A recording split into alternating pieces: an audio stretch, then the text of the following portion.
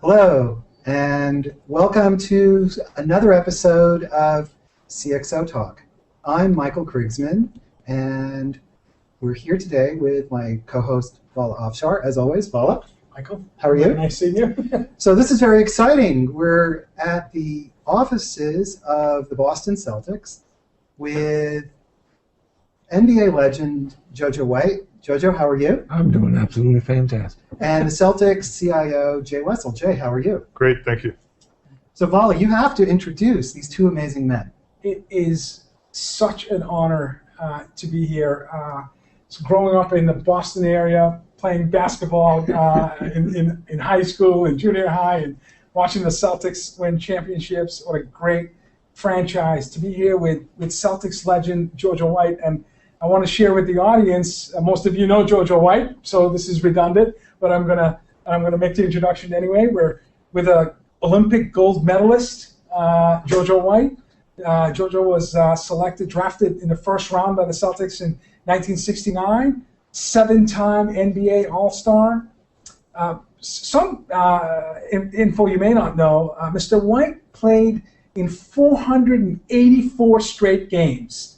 We're talking to the true Iron Man of the NBA here. That's unbelievable. That's 5 years of not missing games. So you young athletes playing today, you have a role model in terms of what it takes to be successful in life, sports, and business. Grit. Keep that word in mind as we talk. 2-time NBA champion, and in 1976 NBA Finals MVP. So we're talking about a gold medal basketball champion and an NBA champion and an NBA finalist. And the number, as you all know, when we go to the Garden every night watching whether it's basketball or Bruins hockey, number retired by the Celtics in 1982. So truly a privilege and honor to be here with you, Mr. White. Thank you. Thank you, sir. And we're also here with Jay Wessel, Vice President of Technology for the Boston Celtics. Jay, you joined the Celtics in 1990.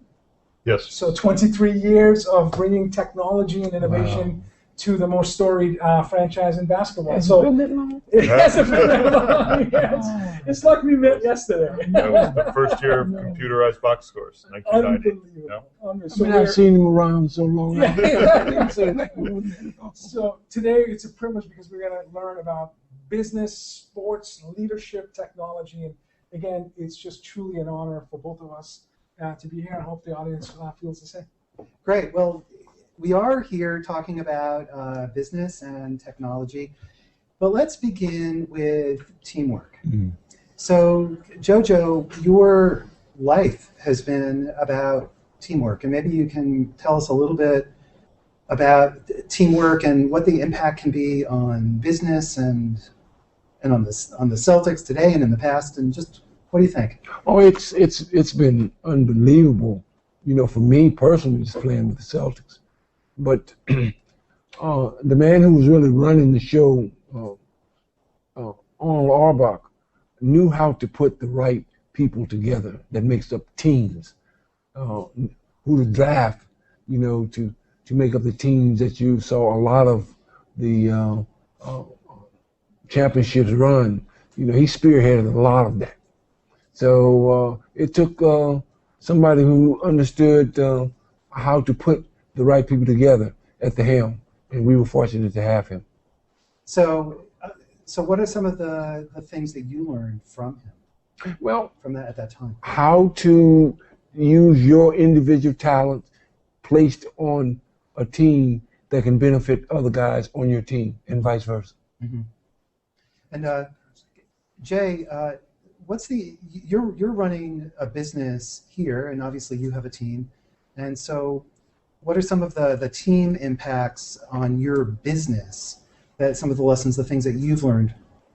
The working as a team here at the Celtics, or in other jobs I've had too, is so important, especially in technology. Otherwise, technology is just you're doing it for technology's sake. You're building computers and you're putting networks together just for the sake of doing it, and that's actually no fun. IT is actually so dry. I find it very boring. What I find more exciting is working with the other groups here, and here in this office, that's ticketing and finance and marketing and sales. and then also the basketball coaching staff, understanding what it is they're doing, how they do their job, how they would like to do their job, and then figuring out how we can develop systems that actually help them do it. So it's really the human part that is much better, and then build a system and then go help them use those systems. So, I mean, I like that human interaction and the teamwork of technology and the business side or the coaching side, which really for us is business, much better than just building the systems for the sake of systems. That's fantastic. So as I read Mr. White's book, Make It Count, about your life growing up and as a young athlete and being a leader, one thing that stood out for me in this book was that, you know, as a young man, you made your own basket. You made your own basketball hoop to play, and it speaks to being self-sufficient and self-motivated and really passionate about the sport and overcoming obstacles. And as I hear a CIO talk about learning about the business, learning about other functions like sales and marketing to be successful, there's an element of being self-motivated, interested, passionate.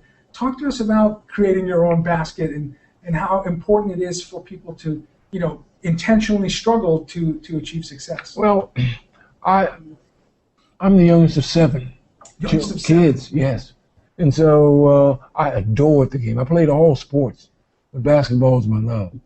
So to have the opportunity to work on my game, I couldn't just go to my father and my mother and say, can you go and buy me a hoop?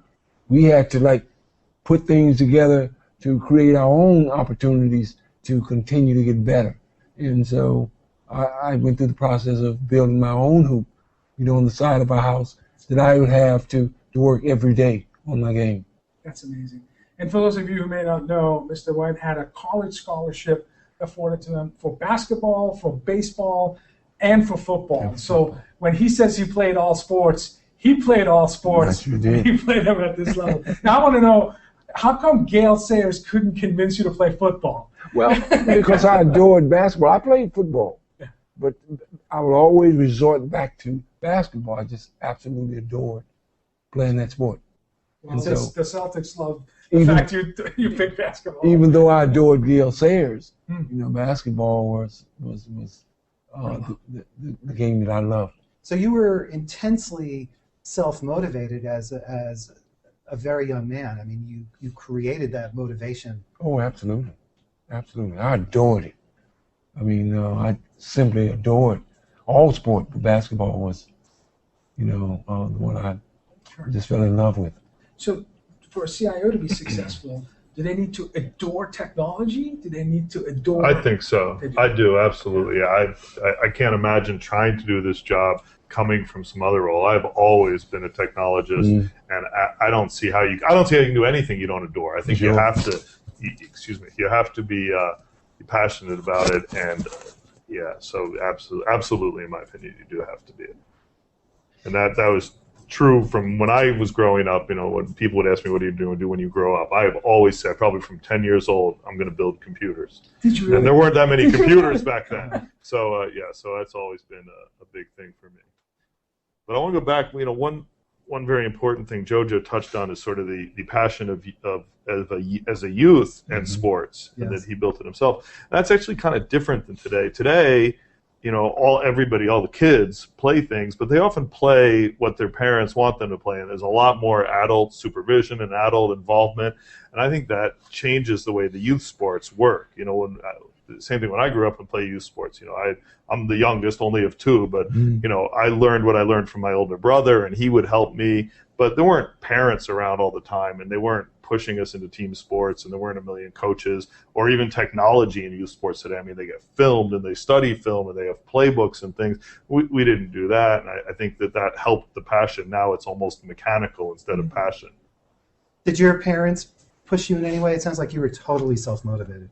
Totally self-motivated in the basketball area. 12 o'clock at night, I mean, to try and convince your parents that you're playing ball. You know, and then finally they got a chance to come and see me play. And then they were sold in on the fact that he absolutely loved that sport. You know, and from then on, they followed my career. So they supported you after it. Absolutely. So there was a moment, a game that they saw you, Yes. and they saw the JoJo White magic firsthand. Absolutely. And that was great. And they supported me all the way through. And now you have 6 children, and so how did you encourage them to follow their passion and their love of the game? Because I know your son is a athlete and tried out for the Patriots and is again a great role model. Well, see, he adored football. And see, I have 5 daughters. Yes. You see, now none of them, even though a couple of them played the sport, they didn't adore it, or took the approach or, the way we did. Sure. When we was introduced to the sport. But they played as well. Sure. And it was exciting for me as a parent, watching them go through the system and do all right in the sport. That's fantastic. So do you think the sport perhaps is a little bit different today? Meaning, is the passion there? You said the word mechanics and maybe a little less. I don't think kids are building their own baskets anymore. The money is certainly there today. The money is there today. Is the sport different today? Well, the sport is not different. It's the same sport. It's taught different. So it's not as many athletes like adoring it to the point where you can't wait for the next day so you can get out there and play some more. But there are opportunities. If you are good in certain sports, you got an opportunity of taking it even further. Makes sense. Jay, the business of professional sports is intensely competitive, and in effect, you're competing with high-def televisions. So how do you get people to show up in the stadium? And before you answer, I just want to tell people, remind that you're watching CXOTalk, and if you have questions, you can tweet them to hashtag CXOTalk, and we'll ask JoJo White and Jay Wessel your questions. So that's actually an interesting question that we discuss a lot on both sides of the tables. We certainly want the television audiences and the second, the third, and even fourth screen audiences from elsewhere. We want them as interested because that's a big part of our business as well. But the arena experience is the thing that's the most exciting, and that's why I'm still here. I love the arena. I love game day. I'm at the arena 8 a.m. till midnight on game day, and there's something about being in an arena or a stadium for a live sporting event that makes it better. So a lot of it is just the game and being there and being at the event. And you're going to see that starting in an hour next door because the Bruins are playing, possible closeout tonight. And just walking near it, you'll feel the excitement and the buzz of the live crowd. So some of it just does it all by itself, is that the people want to do it. The real fans need to see it live. It's different than being at home. But they're used to the comforts of home. Right, they're used to sitting in their chair and having a drink and being able to see replays and things. So we do deliver that experience. A lot of those experiences at the arena now. We've got high def screens. Call them the jumbotron. That's actually a Sony term. They're not jumbotrons anymore. I don't think Sony's even in that business. But so we have big high def scoreboard screens. We have stats all over on LED signage. We're doing replays. We're delivering content to people's mobile devices. We're interacting with them on Facebook and Twitter. We have programs where people tweet, and you can see your tweet about the game up on the LED signage. So we're trying to be interactive with the fans in their seats, as well as trying to stick true to the game that's on the court. How do you overcome the fact that it's so expensive? I mean, they have to pay in order to show up. I mean, what are some of the things that you're doing?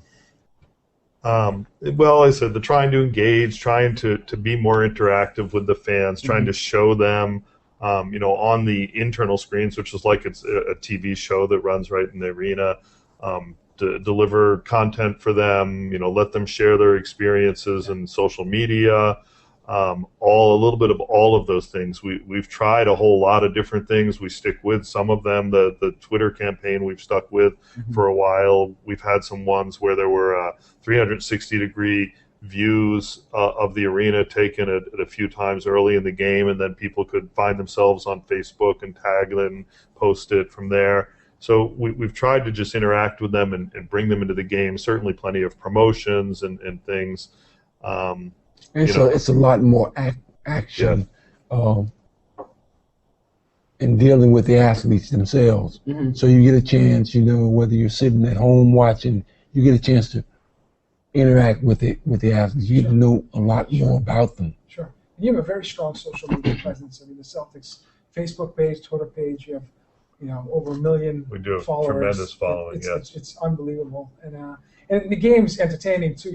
There's seat upgrades, and there's always during the timeouts and between quarters and halftime, there's entertainment. So there is entertainment, game presentation. We put a lot of emphasis on game presentation. We've got a department of 5 or 6 people plus the dancers, Right. who's and the mascot. Can't forget the dance. yeah, And the mascot Lucky. In case you're wondering, I'm moving my seat down. All of that game presentation, we're trying to make it as interesting as possible. And there's not much time, because you can't do.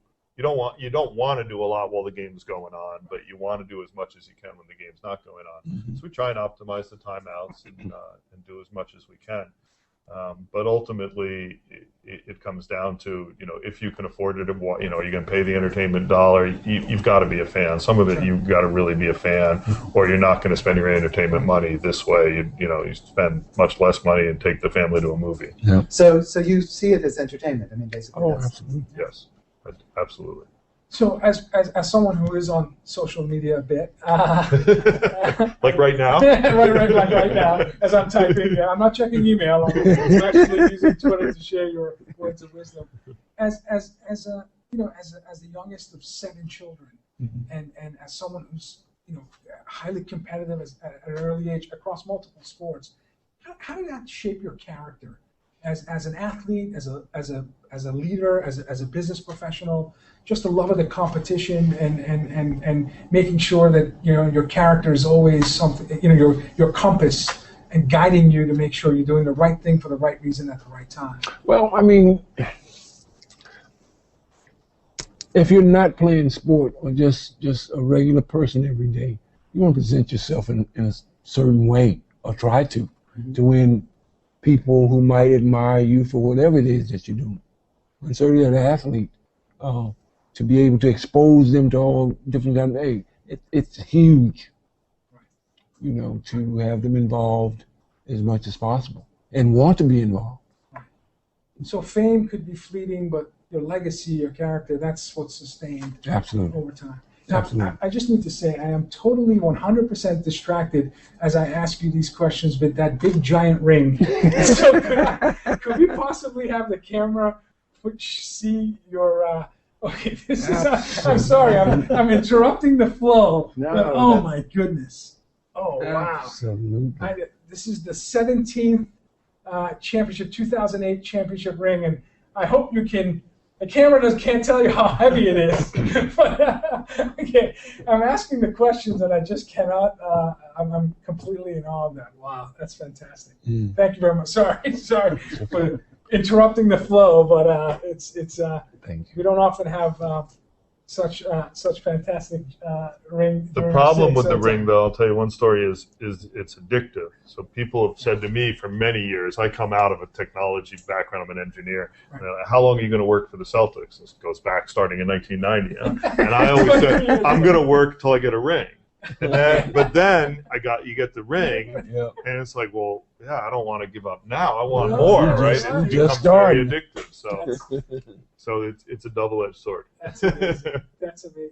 Now, when you wear the ring, do you wear it I'm guessing getting a haircut on a Saturday, you have the ring? I don't. I'm such a hands-on mechanical guy that I rarely wear it. I wear it to events, charity events, and dinners and things like that. Social gatherings. But for the most part, I don't wear mine. But that's purely, I can't because I work with my hands too much, and I'm too much of a mechanic. Let's actually dig into the technology for a moment. So wireless, mobile, and analytics. Those are the big things. Okay. And so what are you, if anything, doing with these? So wireless and mobile, this past season was the first season that we actually had a Celtics branded, Celtics owned mobile app, mostly aimed at iPhone and Android phones. Mm-hmm. And then we tried to deliver a few things that you can't get elsewhere. I mean, there's plenty of places you can check the score and even see the stats running by on a mobile. So we tried to deliver a few other things, ongoing chats with experts somewhat in the game, from our staff, and a few special features and things. So we tried to engage our fans that weren't in the arena through our mobile app and had moderate success. I think that given that it was our first year and we didn't promote it particularly hard, I think we did really well with it. Mm-hmm. So we definitely see a lot of mobile. One trick in the world that then ties into your analytics question is, how do you sort of tie who's dealing with us mobile and who's interacting with us on mobile or on Facebook or on these other things to who's buying tickets? And that's where analytics sort of comes to view. Who are our customers? What are they doing? What are they buying? When are they coming to watch games? So we have sort of two big pools of analytics. One is that side, the almost big data side that stems from tickets and mobile and Facebook and that. And we certainly collect a lot of data from a lot of different sources there and look at it very hard with a number of tools, both built in-house and third-party.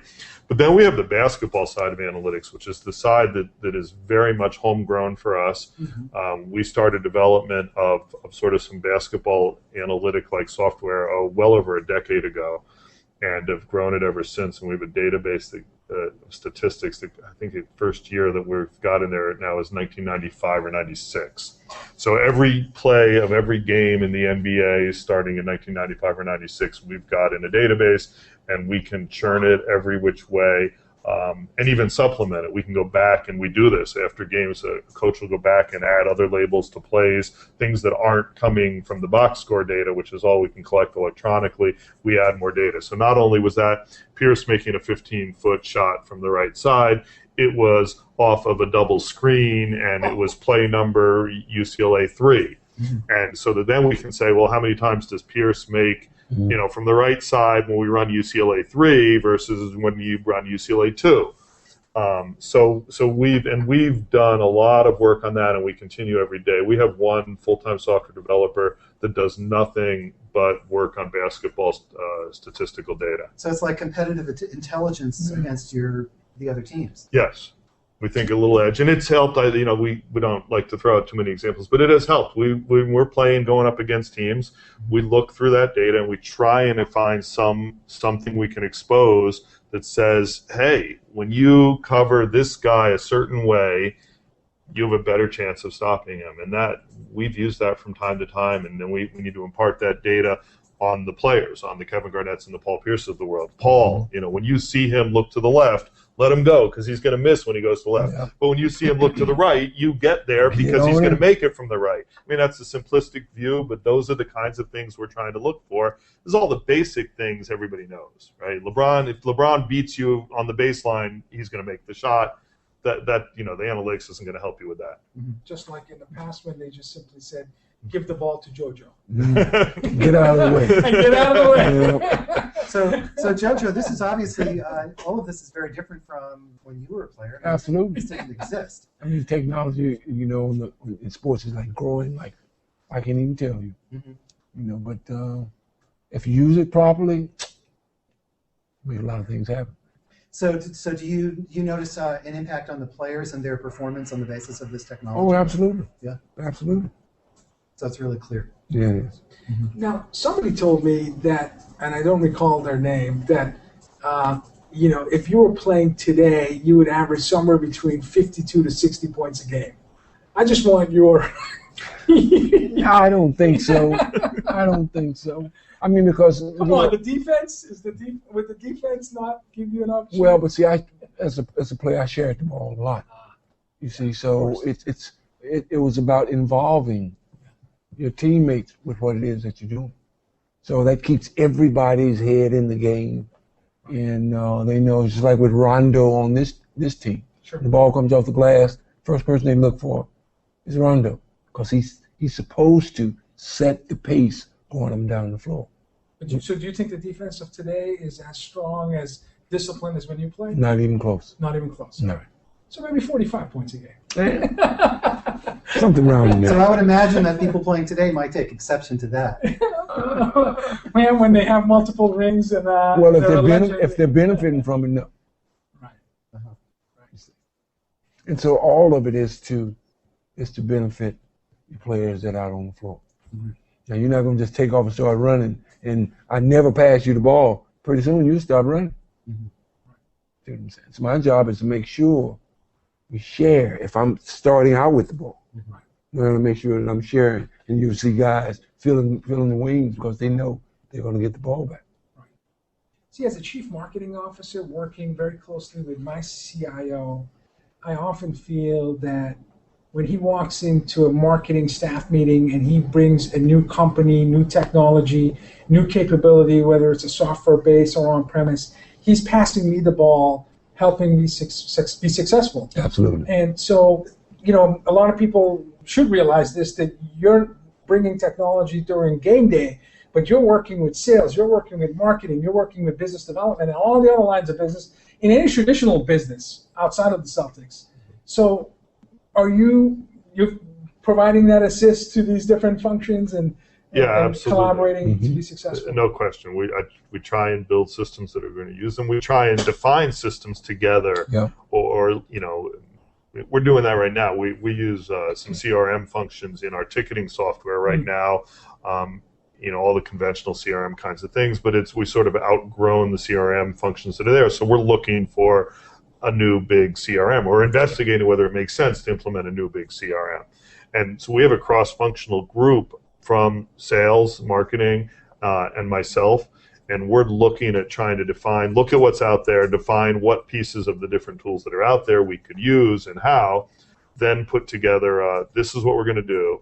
At which point I'll go off, do the implementation, and hand it back to them and say, okay, here it is, what we all agreed that we're going to do. Let's see how this helps you sell. Mm-hmm. Who's driving the CRM initiative? So is it marketing? Is it IT?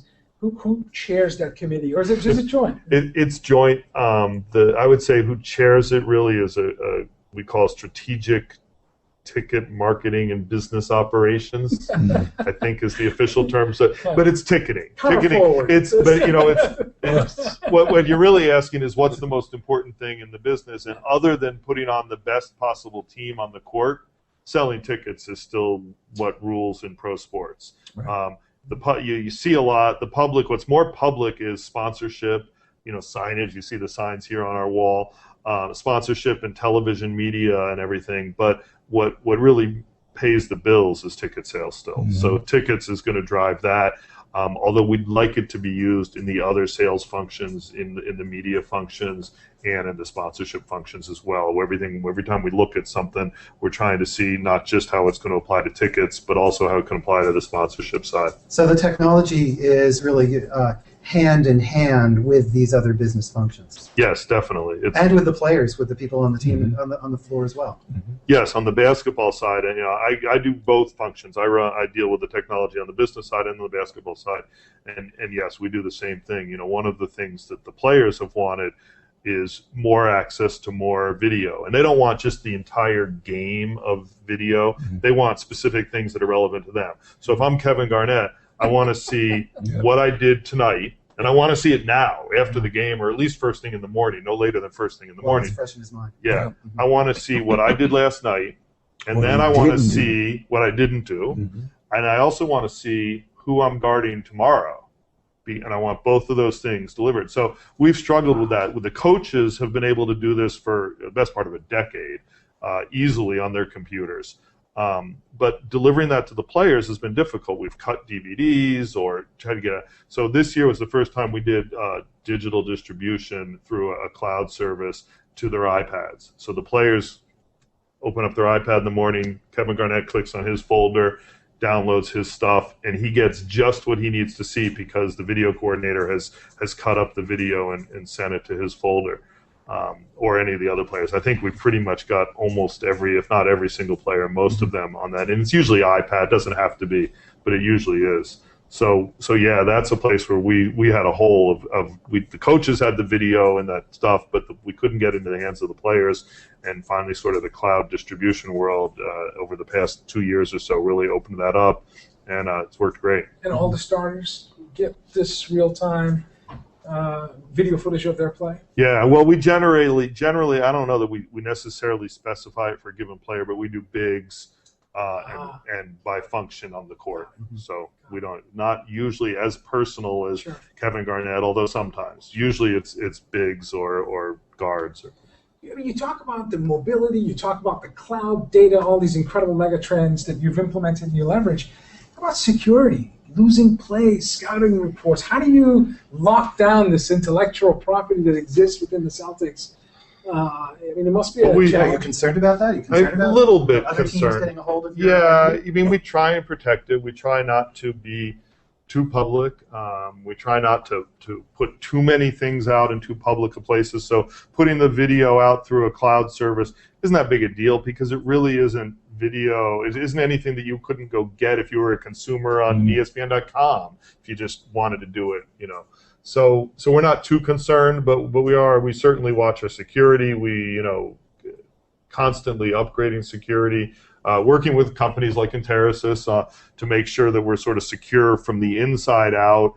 But I spend a lot of time in every summer, every off season when we tend to do big IT projects. Right now, security is one of them. I've got 2 new firewalls on my bench right now that I'm working to get in and swap out the ones from a few years back. So we always try to stay one step ahead of the bad guys, but not always so easy.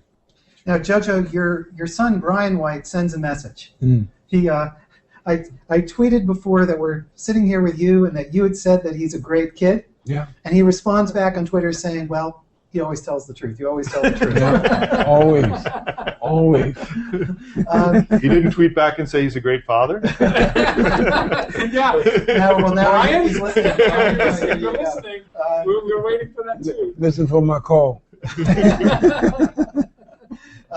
So, JoJo, before you mentioned that one of the jobs of the players on the court is to share. Yeah. And to me, that's pretty interesting. Well, let me say, you should share. Yeah. So I find that pretty interesting because obviously professional athletes are put on a pedestal, and I work with accomplished business people who are not put on the same level of pedestal as the athletes, but there's such a tendency to develop kind of a prima donna attitude. And I wonder maybe you can just talk about that and the. Well, a lot of times you're judged on what you are individually doing on the floor, and not so much judged as to what you mean to the spectrum of the whole team. I mean, certain things that certain individuals do that other individuals can't do, that they need them to blend in with, that's what makes up a team. You see, it's just like with Kevin. I mean, it seems like more and more he's getting further and further from the basket. And I asked him on several occasions, well, if you miss, what's we get the rebound? And so now he becomes aware of those things and try and figure out in his own head, how can I now put myself in a position to where I can help benefit my teammates even more? And it goes with Rondo, same guy. You can't just take off with the ball and not have anybody run with you. If you're not going to share it, well, people are going to stop running with you. And so a lot of those things you have to figure it out, or your coach has to help you figure out. It helps our team be better, in trying to put out a team out there on the floor. So it's kind of the antidote to the prima donna syndrome in a way. Yes. But one thing that was mentioned in your book, I mean, so many people were interviewed as a process of writing this book to learn more about your leadership methodology and like style. Team is spelled T-E-A-M. That's right. There's no I in the word. Absolutely. And the sooner as a team you find it out, then the game becomes easier out on the floor. And when you find it out, it's like, oh, okay. Got it. And is this aspect, has this changed over time? It has. It has. Because sometimes we get caught up in, from individual standpoint, well, if I do X, Y, and Z, well, then I'm going to make OYK, But it might not be beneficial to the team. So you want to do those things that will help the team be better. Then you become really important. See what I'm saying? If you're the handler of the ball and you're sharing it, soon that ball come off the backboard, you're the first person they're looking for to get that ball to, because they know that you will share it, down the floor. So you've been described as someone who's fiercely competitive, but incredibly humble and always positive. Absolutely. What advice do you have for people who may be feeling a bit negative or depressed? How do you maintain that positivity that has helped you be successful? Know that you're doing the very best that you can do, or do those things that is being asked of you. And if you have room, do some extra things. Excellent advice. Then you become, your teammates, your coaches, they start to want that from you. It helps you be a better player out on the floor. What can a CIO do to, we had a CIO of the largest university in New Hampshire, and she talked to us about being a CIO plus. One example was wear a CFO hat. In other words, understand the financial constraints that a business has. What advice do you have to CIOs to elevate themselves from not just being the chief information officer, but innovation, intelligence, imagination officer? Yeah, I think that for a long time, CIOs sort of got a bad rap of wanting to say no a lot. It's like, no, we're not doing that. That doesn't work. It breaks the security rules, or we can't do that. It's too hard, or too something. And to try and I've tried to take a step back and not have my first answer be no, we're not doing that. Try and understand what it is. The world and the technology has moved such that it helps us too. But I don't spend as much time on infrastructure anymore, because I can easily build virtual systems, whether they're in my room down the hall or, in the cloud somewhere.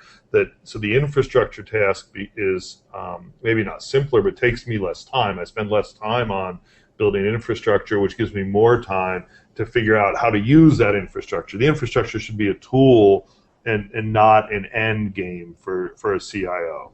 So, and I've tried to embrace that. I've tried to embrace all the new technologies and not just be stuck building servers. My friend Steve Conley down the street at the Red Sox, my counterpart, says he used to be a server hugger, and he got over it.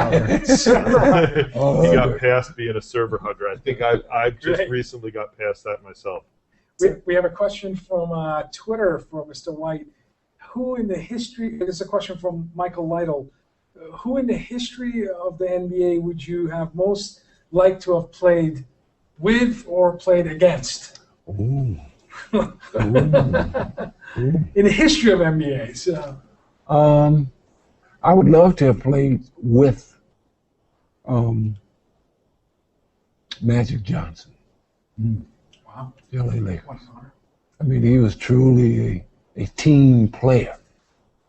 He could motivate, all of his teammates individually, take a little step up more and be even a better player than you already are. Although that little baby hook really bothered me for years. Little jump hook. That little, the game in the garden. But yes, I can see why Magic would be Magic Johnson. And then played against. I know you've guarded some of the greatest players in your history. Or two that I adored playing against, but I wanted to twist it. Can you see that? I don't know. That's a little scary. That was these two that played in the backcourt with the Knicks.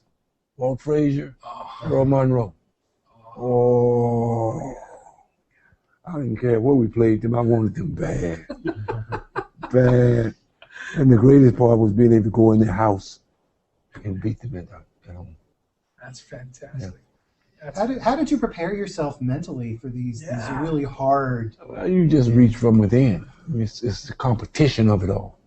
I mean, you may be a player, but you still got to compete. Uh-huh. You talk about winning versus losing. And you talk about players, when you talk about Earl and Walt Frazier, who were not only great players, I mean, they played to win. And they got off on coming to your house, spanking you in your house. Well, of course. They want to. Well, then of course we want to stop it. Mm-hmm. So, and we like to turn it back around, come to your house and spank you the same way. You see, so we had that competition going. What is that adrenaline coming business for a CIO? Is it new technology? You said you got a couple of firewalls waiting for you to, or is it helping marketing get more ticket sales? And what gets you really excited when you look back over the course of the week or the month? Me personally, as I said earlier, is really about the arena. I get excited for the event, game day. There is nothing like game day. Yeah.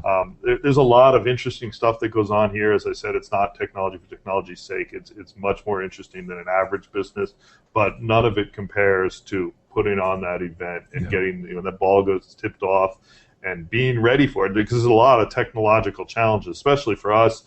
These arenas where we've got hockey teams and basketball teams that play on alternating nights, we are in and out. We take our entire technology setup, and starting at 8 in the morning, we set it all up courtside, and then after the game, it all gets torn down. So invariably, that's so many wires and wireless things and different technologies that there are problems. So fighting that and being ready, so when that ball goes up, you're ready. And it doesn't matter how many things broke. Nobody's going to wait and hold that game for you. You don't say, "Excuse me, Mr. Referee, I'm not ready with my computer."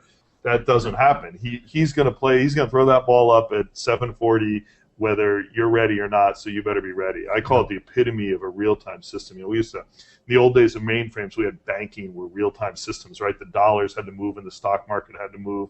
And that's true, but more real-time is basketball scoring and statistics. If you don't capture what just happened on the court, well, you're not going to go back and capture. You've got to be ready, and that computer's got to be capturing it as it's happening, or you blew it. A little bit of stress there on game day? Yeah, absolutely. Oh, yeah. You ask Joey Crawford a few times he's dealt with me. Well, actually, we're fortunate. We've attended a number of games, and you are busy. We absolutely see you. It's like orchestrating. You're involved in so many aspects of the game. So, and it's actually thrilling watching you.